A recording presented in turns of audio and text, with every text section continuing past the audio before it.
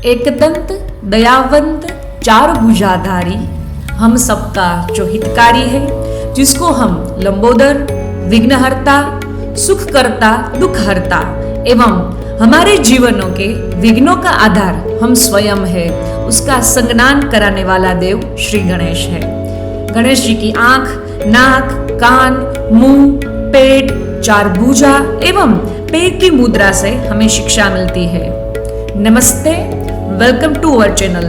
आज हम गणेश चतुर्थी के अवसर पर गणेश जी की शिक्षा को अपने जीवन में कैसे अपनाएंगे वो जानेंगे। तो सबसे पहले जो गणेश जी का जो मस्तिष्क है वो बहुत बड़ा दिखाया है, जो दर्शाता है विजडम एवं इंटेलेक्ट, जिसको हम हिंदी में बुद्धिमानी कहते हैं। दूसरा, उसकी जो आंख है वो बहुत छोटी दिखाई है। जो बुद्धिमानी है वो दूरांदेशी होगा, अर्थात वो भविष्य को ध्यान में रखते हुए वर्तमान में कार्य करेगा। जब हम कोई दूर की चीज देखने की कोशिश करते हैं तो हमारी आंखें थोड़ी छोटी हो जाती है, इसलिए गणेश जी की भी आंखें छोटी दिखाई गई है। तीसरा, मुंह छोटा मतलब कम बोलना, और कान बड़े मीन्स ज्यादा सुनना, और कान का आकार सूप जैसा दर्शाया है, जैसे कि सूप का काम कचरा को निकाल के जो अच्छी चीज है उसको रखना है। मतलब पूरा दिन में तो काफी ज्यादा सुनते हैं, पर उसमें से जो काम की बातें हैं उसको ग्रहण करो, जैसे कि लोगों की विशेषताएं, जो बातें हमारे लिए अच्छी नहीं है उसको निग्लेक्ट करो। और गणेश जी को एक दंत दिखाया है, वो भी थोड़ा टूटा हुआ। तो दुनिया में ड्युअलिटी को खत्म करने का ये निशान है, जैसे कि सीनियर जूनियर, कास्ट और रिलीजन के बेस में जो हमें डिफरेंस देखने को मिलते हैं उसको खत्म कर हमें वसुंधैव कुटुंबकम की भावना अगर उजागर करना का एक सिंबल है, जो एक दंत दर्शाता है।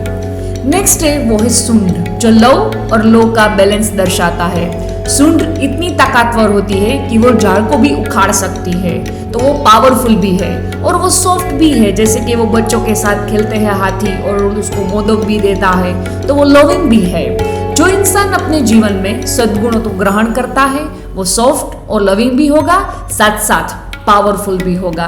पेट बड़ा, समाने की शक्ति, जो इंसान वाइज होगा उसमें बातों को समाने की शक्ति ज्यादा होगी। इट मीन्स जिसमें जो अच्छा गुण है उसको ग्रहण करो, नो गॉसिप। नेक्स्ट है चार भुजा।